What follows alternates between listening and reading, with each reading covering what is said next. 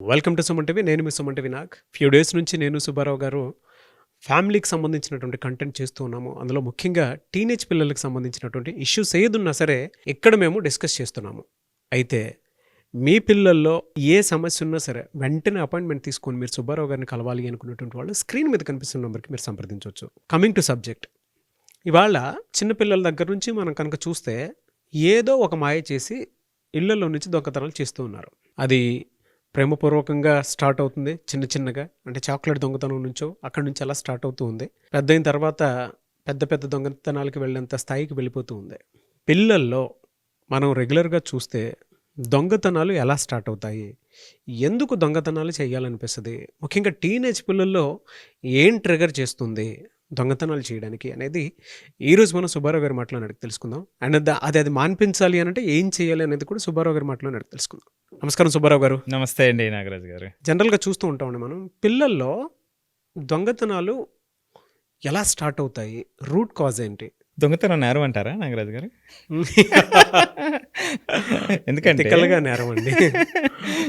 శ్రీకృష్ణుడు చిన్నప్పుడు వెన్నను దొంగతనం చేస్తే చిలుపు కృష్ణుడు అన్నారు, చిలుపుతనం అన్నారు. పెద్ద అయ్యాక మన మనసులను దొంగిలిస్తే అంటే మన మనసులను గెలుచుకుంటే దేవుడు అన్నారు. సో ఆ యుగానికి ఈ యుగానికి తేడా ఉందంటారా? అది లోక కళ్యాణం కోసం జరిగింది. అవునండి. సో ఇంకా సీరియస్గా దీంట్లో చూస్తే అండి, దొంగతనం అనేటువంటి భావం అత్యంత ప్రమాదకరం అండి. మనిషిని ఏ స్థాయికైనా దిగజార్చేస్తుంది. ఆ సందర్భంలో వ్యక్తిత్వం కిందకి పడిపోతుంది, విలువలు అనేటువంటివి వాళ్ళ విలువ అనేటువంటిది తగ్గిపోతుంది. మరి ఇలాంటి దొంగతనం కొంతమందికి పరిమితమా? సంపన్న వర్గాల్లో, ధనికుల్లో, మధ్యతరగతిలో, పేద వర్గాలు, అంటే వీళ్ళలో కొంతమంది మాత్రమే దొంగతనం చేస్తారంటే మీకు ఈరోజు విస్తుపోయే నిజాలు చెప్పబోతున్నా. ఏ వర్గం అనేది అనవసరం అండి, ప్రతి వర్గంలో కూడా దొంగతనం అనేటువంటి ఆలోచన ఎవరికైనా ఉంటుందండి. ఉదాహరణకి ధనిక దేశం యుఎస్ఏ అంటారు కదండి, అక్కడ షాప్ లిఫ్ట్ చేసే వాళ్ళ శాతం ఎంతో తెలుసా మీకు? 9.09. అక్కడ పిల్లల్లో 12 నుంచి 16 సంవత్సరాల మధ్యలో ఉన్నటువంటి పిల్లల్లోనండి నలుగురిలో ఒకరు షాప్ లిఫ్టింగ్ అనేటువంటి చేస్తూ ఉంటారని వాళ్ళ సర్వేలే చెప్తున్నాయి. నేను ఎందుకు ఇది తీసుకున్నానంటే, మీకు యుఎస్ఏ ధనిక దేశం అంటారు, అక్కడ కూడా ఇట్లా ఉంది.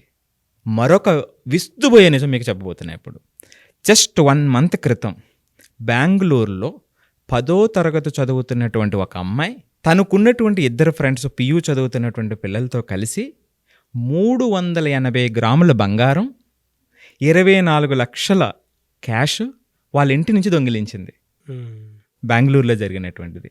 మరి చూడండి, అంటే వీళ్ళు వెల్ సెటిల్డ్ ఫ్యామిలీస్ అయినప్పటికీ కూడా ఈ భావం అనేటువంటిది వాళ్ళలో ఉంది.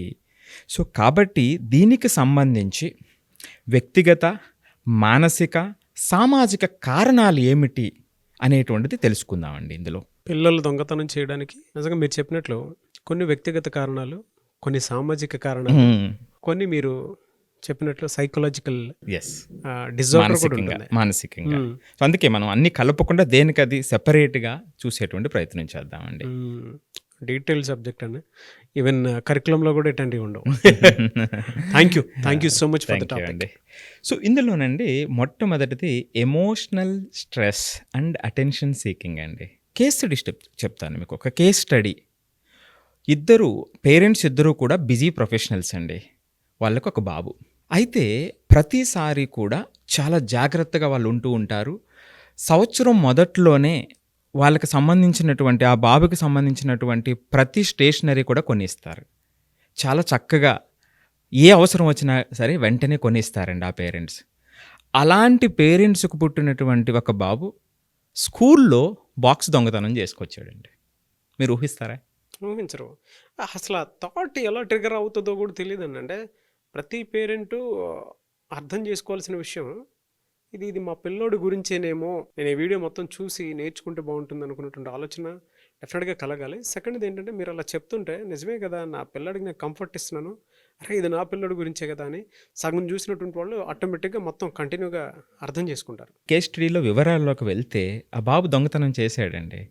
పేరెంట్స్ వెళ్ళారు స్కూల్కి. ఎందుకు చేశాడు అంటే మీరు ఆశ్చర్యపోతారు. ఎందుకు చేశాడు అంటే ఈ పేరెంట్స్ అన్ని సౌకర్యాలు ఇస్తున్నారు కానీ వాళ్ళ టైం ఇవ్వట్లేదండి. బా అటెన్షన్ సీకింగ్ అనమాట అండి. అంటే నెగటివ్ పని చేస్తున్నప్పటికీ కూడా అక్కడ పేరెంట్స్ అటెన్షన్ లేదని ఆ పిల్లవాడు దొంగతనం చేస్తాడు. ఇది సైకలాజికల్గా కూడా చెప్తారు.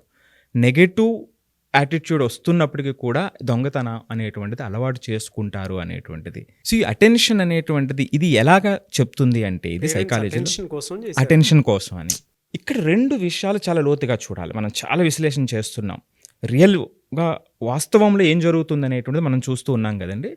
ఇక్కడ పేరెంట్స్ తప్పుగా అర్థం చేసుకున్నారనుకోండి, అరే నీకు ఇన్ని సౌకర్యాలు ఇచ్చినా 4 దెబ్బలు వేసి వాళ్ళని మాట్లాడకుండా చేశారనుకోండి, ఆ నేచర్ ఆ పిల్లల్లో పెరిగిపోతుందంటారా లేదంటారా? అసలు కారణం తెలియదు కదా. అవును. సో వాడు ఆ లోపల ఎమోషనల్ స్ట్రెస్ వచ్చేస్తుంది, ఏం చేయాలో తెలియదు, ఇంకొంచెం లోతుకి వెళ్ళిపోతాడు. ఆలోచన వీళ్ళు పేరెంట్స్ మారి ఎందుకు అనేటువంటిది శాంతంగా ఆలోచించి మాట్లాడితే విషయం తెలుస్తుందండి, అటెన్షన్ కోసం అని. దీన్నే సైకాలజీలో క్రై ఫర్ హెల్ప్ అంటారండి, సహాయం కోసం అర్థించటం. ఇది మొదటి కారణం అండి. అసలు ఎవరైనా ఊహిస్తారండి ఇది ఒక కారణం ఉంటుందని? ఊహించడం. అదే అండి. ప్రపంచంలో పలానాది లేదు, జరగదు, ఉండదు అని చెప్పడానికి లేదండి. ఎన్నో కారణాలు ఉంటాయి. పసి హృదయాల్లో తెలియనటువంటి పెయిన్ ఏ రకంగా సరే ఉండొచ్చు. ఇక రెండవదండి ఇంపల్స్ కంట్రోల్ క్రైసిస్ అండి. అంటే మనకు ఒక్కొక్కసారి ఒక ప్రేరణ వస్తూ ఉంటుంది. కొంతమంది పిల్లల్లో ఆ వచ్చేటువంటి ఆ ఇంపల్స్ నేచర్ అనేటువంటిది కంట్రోల్ చేసుకోలేక వాళ్ళు దొంగతనం చేస్తారండి. బా దీన్నే సైకాలజీలో క్లెప్టోమేనియా అంటారు. వాళ్ళు పాపం కంట్రోల్ చేసుకోలేరు, ఆ కంట్రోల్ చేసుకోలేకపోవడం వల్ల దొంగతనం చేస్తారు. సో ఇది సైకలాజికల్ డిజార్డర్. చాలా ఆ ఫ్రీక్వెన్సీ పెరిగిపోతున్నప్పుడు ట్రీట్మెంట్ కూడా తీసుకోవాల్సినటువంటి అవసరం ఉందన్నమాట అండి. అది జెనెటిక్ ప్రాబ్లమ్స్ వల్ల కావచ్చు, అది జరగచ్చు. ఇది రెండో కారణం అండి. ఇక మూడో కారణానికి వస్తేనండి ఫ్యామిలీ యొక్క ఫైనాన్షియల్ డిస్టర్బెన్సెస్, ఫ్యామిలీ యొక్క నీడ్స్ అండి. కొన్ని కుటుంబాలలో ఆర్థిక వనరుల కొరత కానివ్వండి, ఆ సందర్భంలో కొంతమంది పిల్లలు ఈజీ మనీకి అలవాటు పడటం, అదే సందర్భంలో వాళ్ళ ఆత్మగౌరవం, నైతికత లోపించటం అండి. వీళ్ళు దొంగతనానికి అలవాటు పడతారండి. మీకు ఇలాంటి ఎన్నో ఎగ్జాంపుల్ చెప్తాను. ఇంజనీరింగ్ చదువుకున్నటువంటి పిల్లలు రెడ్ శాండిల్ స్మగ్లింగ్లో పట్టుబడ్డారనేటువంటి విన్నాం కదా. సో డ్రగ్స్ పెడ్లర్ కింద మారుతున్నారనేటువంటిది విన్నాం కదండి. సో ఇవన్నీ కూడా ఈ లక్షణాలకు సంబంధించినటువంటివి. అంటే ఎప్పుడైతే ఆత్మగౌరవం, నైతికత అనేటువంటి విలువలు లోపించినాయో అక్కడ ఈజీ మనీకి అలవాటు పడేటువంటి గ్రూప్ కూడా వీళ్ళకి తోడయిందో ఆటోమేటిక్గా వాళ్ళ యొక్క మనసు మారిపోతుందండి. ఇదే సందర్భంలో తర్వాత రీజన్ ఏమిటంటే పిల్లల యొక్క సాన్నిధ్యం అండి. పిల్లలు అంటే వాళ్ళ ఫ్రెండ్స్ యొక్క సాన్నిధ్యం. సో అలాంటి గ్రూప్ వాళ్ళు కలిసినప్పుడు వాళ్ళకి వీళ్ళకు ఉన్నటువంటి డిఫరెన్సెస్లో వాళ్ళకు ఉన్నటువంటి వస్తువులు నాకు కూడా కావాలని, లేకపోతే అలాంటి వస్తువులు రప్పించుకోవడం కోసం పేరెంట్స్ దగ్గర డబ్బులు దొంగిలించేటువంటి పిల్లలు కూడా చాలామంది ఉంటారు. తల్లి దగ్గర బ్లాక్మెయిల్ చేయొచ్చు అండి, వాళ్ళకి తెలియకుండా డబ్బులు తీసేసేటువంటి వాళ్ళు కూడా చాలామంది ఉంటారు. లేదా తల్లికి తెలియకుండా డబ్బులు పట్టుకుని వెళ్ళిపోయేటువంటి పిల్లలు ఉంటారండి. ఇది ఎందుకు అంటే వాళ్ళ యొక్క సాన్నిధ్యం కోసం, అంటే ఆ సహచరుల సాన్నిధ్యం ఏదైతే ఉందో వాళ్ళ లెవెల్కి మీట్ అవ్వటం కోసం, అంటే వాస్తవ పరిస్థితిని అర్థం చేసుకోకుండా వీళ్ళు ఇలా ప్రవర్తిస్తూ ఉంటారు. అంటే ఇక్కడ మీరు ఎప్పుడు చెప్తుంటారు కదా, ఆ చుట్టుపక్కల ఉన్నటువంటి వాళ్ళని ఎవరైతే ఉన్నారో వాళ్ళని గమనించాలి అనేటువంటిది. స్కూల్లోకి వెళ్తున్నారు, బాగా చదువుకుంటున్నారు అని చెప్పేసి పేరెంట్ అనుకుంటూ ఉంటారు. బట్ ఎంత బాగా గ్రేడ్స్ తెచ్చుకున్నా కూడా చుట్టుపక్కల ఉండేటువంటి వాళ్ళలో గ్రేడ్స్ వెతుక్కోలేరు కదండి. పలానా ఓడిది పలానా ఓడిది అని. సావాసంలో మంచోళ్ళు ఉంటారు, చెడ్డవాళ్ళు కూడా ఉంటారు. అవునండి, అవును. అక్కడ నుంచి ఏ అలవాటు తీసుకొచ్చి ఇంట్లో తీసుకొచ్చి చూపిస్తారనేది ఇంట్లో వాళ్ళకి కూడా తెలియదు. ఏది డ్యామేజ్ జరిగేంత వరకు ఇనిషియల్ టైంలో దాన్ని ఐడెంటిఫై చేస్తే ఓకే, సైన్స్ అండ్ సిమ్టమ్స్ బట్టి ఇలా ఉన్నాయి ఇలా ఉందని చెప్పేసి ఒక క్లారిటీకి రావచ్చు. ఇప్పుడు దొంగతనాలు ఉన్నాయి, ఎలా జరుగుతుందో కూడా తెలియదు. మన ఇంట్లో లేనిది ఎందుకు వచ్చింది అని అంటే అవతల అక్కడ నుంచి నేర్చుకున్నటువంటి పాఠాలు ఇవన్నీ. కరెక్ట్. ఎడ్యుకేషన్ అయితే నేర్పిస్తారేమో కానీ మిగతా వాటికి అయితే ఫ్రీ కదండి. అవునండి, అంతే కదా, ఈజీగా కూడా నేర్చుకుంటారు, కష్టం కూడా లేదు అందులో. సో దీంట్లో నుండి ప్లెజర్ సీకింగ్ కోరుకుంటారండి పిల్లలు. ఎందుకంటే ఇప్పుడు ఒక దొంగతనం చేశారండి, దొంగతనం చేసిన తర్వాత పట్టుబడలేదు అనుకోండి, అది ఒక అడ్రినల్ అని ఒక న్యూరో ట్రాన్స్మిటర్ని ఇస్తుంది, ఒక ఆనందాన్ని, ఒక ప్లెజర్ని ఇస్తుంది వాళ్ళకి. దాన్ని మళ్ళీ రిపీట్ చేస్తారండి. ఇక లాస్ట్ది వచ్చేటప్పటికండి మీడియా, సినిమాలు ఆ హీరోస్ని గ్లామరైజ్ చేసి దొంగతనం అనేటువంటిది ఒక హీరోయిక్ క్వాలిటీగా చూపించినప్పుడు ఎవరైతే వాళ్ళని ఫాలో అవుతున్నారో అది వాళ్ళ నిజ జీవితంలో కూడా దాన్ని ఫాలో అయ్యి ముందుకు తీసుకెళ్తారండి. ఇవండి 5 కారణాలు. చూసారా ఏ కారణానికి ఆ కారణం డిఫరెంట్‌గా ఉంది. అసలు మనం ఊహించని విధంగా ఉంది. సో, జనరల్‌గా మనం ఏం చేస్తామంటే ఎప్పుడైనా ఫ్యామిలీకి సంబంధించిన నీడ్స్‌లు చేస్తారేమో అని అనుకుంటాం. వాళ్ళు అది కూడా అన్ని సార్లు చెయ్యరండి. కొంతమంది ఆ విలువలు లోపించినప్పుడే. సో, కొన్ని కారణాలు మొదటి కారణం అయితే చాలా విచిత్రంగా ఉంది చూసారా? చాలా విచిత్రంగా ఉంది. సో, ఇట్లాగండి. ఇది ఉండేటువంటి నాకు మీరు కారణాలు. చెప్తుంటే ఇంకో కారణం కూడా గుర్తొస్తుంది సార్. చెప్పండి. టీనేజ్‌లో హ్మ్. ఫ్రెండ్స్‌లో ఇమేజ్ క్రియేట్ చేసుకోవడం కోసం. యెస్. అది definitely అటెన్షన్ ఉంటుంది. Attention Attention seeking. seeking. మీరు ఇందాక ఇందాక చెప్పినట్లే. చెప్పినారు. అంటే ఎవరైనా టీనేజ్ లవ్ ఒకటి ఉంటుంది.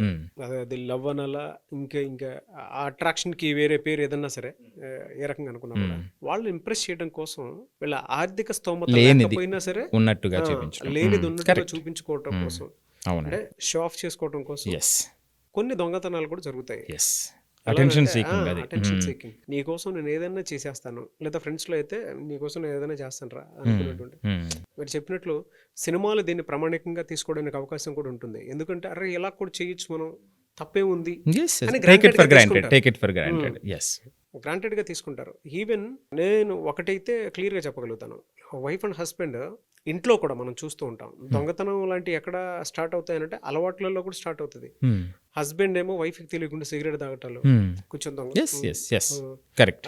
లేదంటే వైఫ్ హస్బెండ్ కి తెలియకుండా డబ్బులు దాయటం, సంథింగ్ అలాంటి జరిగినప్పుడు మేబీ వాళ్ళ పాయింట్ ఆఫ్ వ్యూ నుంచి కొంచెం పెద్ద అయిన తర్వాత మెచ్యూర్డ్ గా చూసేటప్పటికు ఇది అవసరం, వాల్యూస్ కోసం, కొన్ని వాల్యూస్ కోసం ఇలా ఉంటేనే బాగుంటుంది అనుకున్నటువంటి అనవసర ఆలోచన. గోప్యత పాటించడం.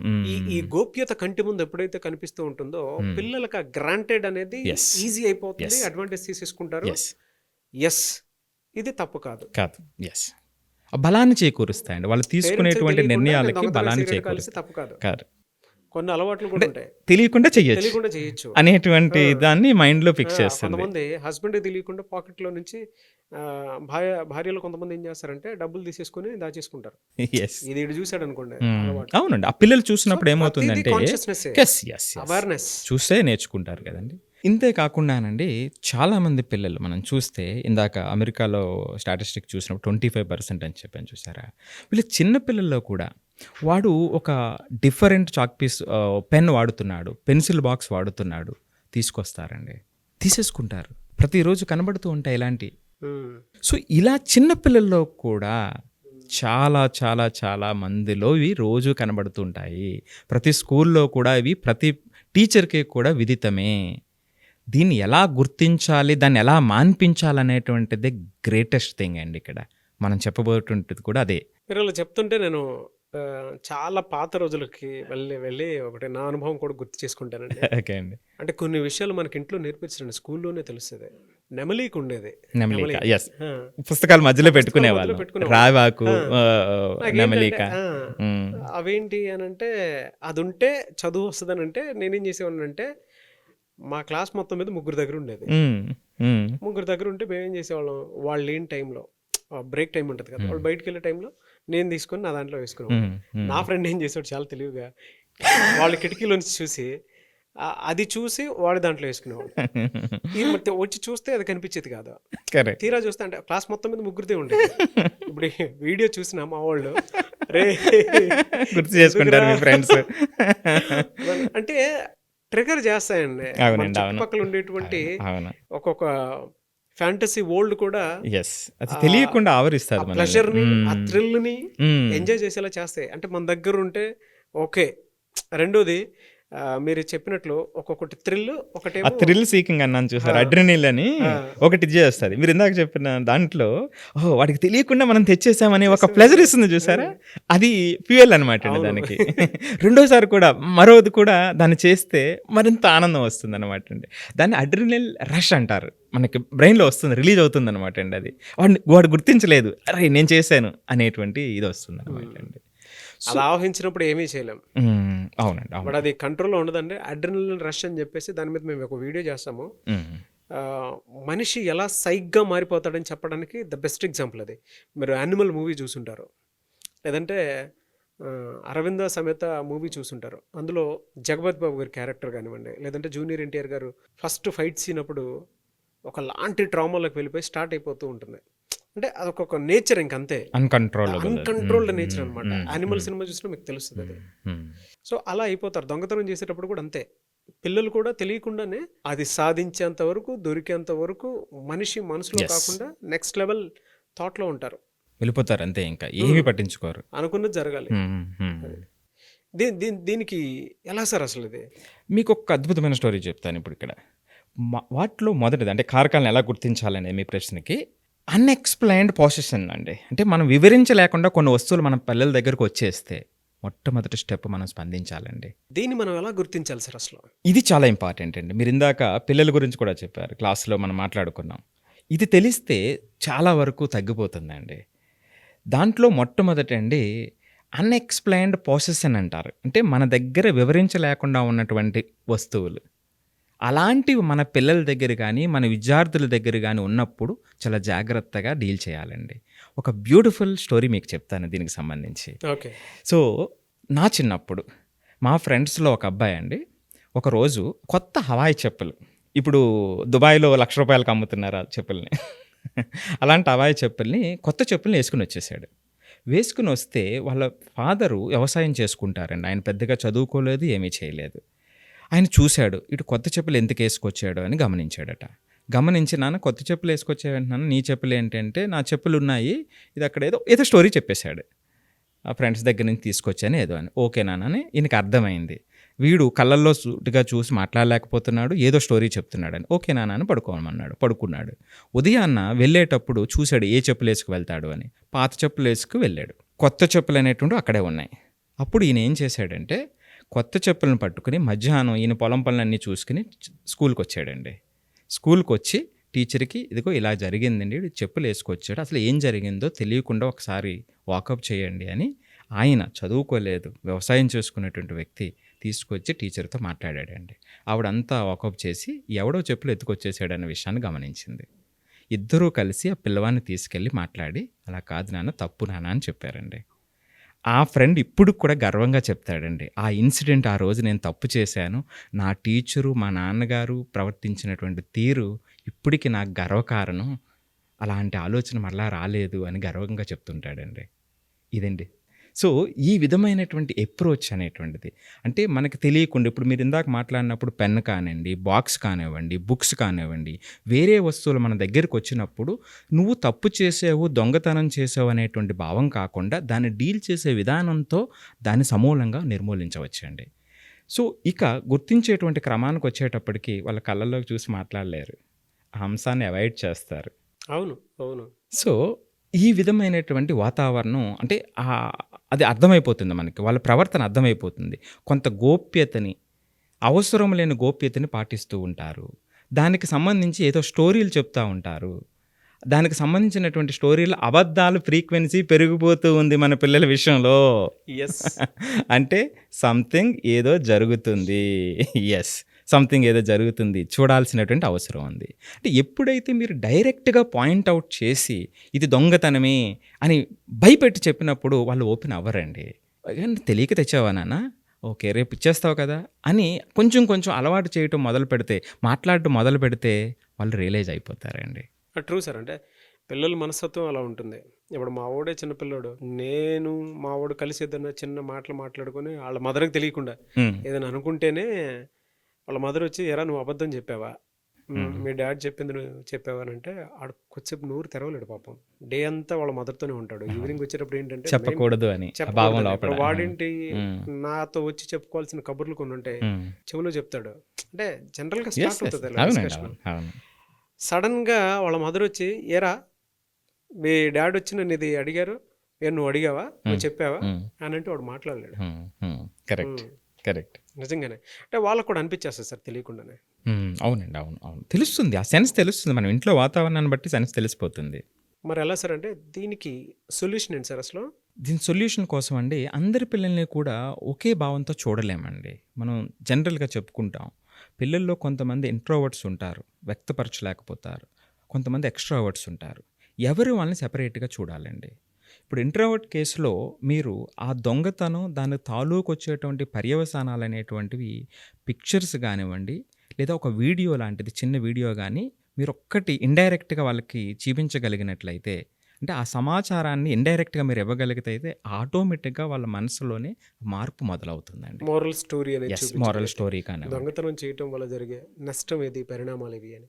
సో, ఇక ఎక్స్‌ట్రావర్ట్ విషయానికొచ్చేటప్పుడు కొంచెం కేర్‌ఫుల్‌గా డీల్ చేయాలండి. ఇక్కడ ప్యూర్‌గా ఓపెన్ కమ్యూనికేషన్. మనం ఎంత ఓపెన్‌గా వాళ్ళతో మాట్లాడి వివరించాము, అంటే జడ్జిమెంట్ ధోరణిలో కాకుండా విషయాన్ని వివరంగా వివరించడం మొదలుపెడితే పిల్లలకి వాళ్ళలో ఒక ఆలోచనొస్తుంది. వెంటనే మార్పొస్తుందని నేను చెప్పట్లేదు. ఒక ఆలోచన బయలుదేరుతుంది. సో, ఈ ఆలోచన మార్పు దిశగా ప్రయాణించాలంటే మనం ఎప్పుడూ చెప్పుకుంటూ ఉంటాం. పిల్లల్లో ప్రతి 21 రోజుకి ఆ మార్పు అనేటువంటిది, చేంజెస్ అనేటువంటివి వస్తూ ఉంటాయని. సో ఎవ్రీ 21 డేస్కి ఆ! అంటే మీరిచ్చినటువంటి సలహాని ఒక 21 రోజులు మీరు ఒక్కసారి పరిశీలిస్తే, ఆ చేంజెస్ వచ్చినాయా, రాలేదా అనేటువంటివి గమనించండి తర్వాత. రాకపోతే ఏం చేయాలి? ఇంకొకసారి ప్రయత్నించండి. అలా 2, 3 సార్లు ప్రయత్నిస్తే ఈ సమస్య ఆ పిల్లల దగ్గరికి ఉండదండి. ఎందుకంటే అండి, ఈ పిల్లలకి ఆ వయసులో చట్టపరమైన, పరమైనటువంటి విలువలు వాళ్ళకి అర్థం కావండి. సో, అందువల్ల ఈజీగా అట్రాక్ట్ అయ్యేటువంటి అవకాశం ఉంటుంది. దాన్ని స్లోగా వాళ్ళకి అర్థమయ్యే దిశగా మనం తీసుకెళ్ళగలిగినప్పుడు ఖచ్చితంగా ఇది వాళ్ళ నుంచి దూరం అయిపోతుందండి. మన పిల్లలు. సో, ఖచ్చితంగా దూరం చేయగలుగుతాం. ట్రూ అండి. అంటే సొల్యూషన్ కూడా నాకు చాలా బాగా నచ్చింది.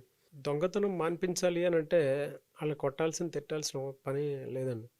Open communication. Open communication. కొంతమంది పిల్లలకి మనకు తెలిసి దొంగతనం చేస్తున్నారన్న క్లారిటీ వచ్చిన తర్వాత పిక్చర్ రూపంలో, ఇంట్రోవర్ట్స్ అయితే పిక్చర్ రూపంలో రియాలిటీని అర్థం చేసుకునేలాగా, అది కూడా ఆ ప్లేసెస్లో కాకుండా ఇంకెక్కడైనా బయటికి తీసుకెళ్ళి. యెస్. యెస్. ఇంట్రోవర్ట్స్ అయితే, ఎక్స్ట్రావర్ట్స్ అయితే ఆ రియాలిటీని మన ఇళ్లలో సంబంధించినటువంటి ఎగ్జాంపుల్ తీసుకొచ్చి మరీ చూపించి, లేదు అనుకుంటే ఇలా చేస్తే ఇలా జరుగుతుంది అనుకునేటువంటిది యెస్.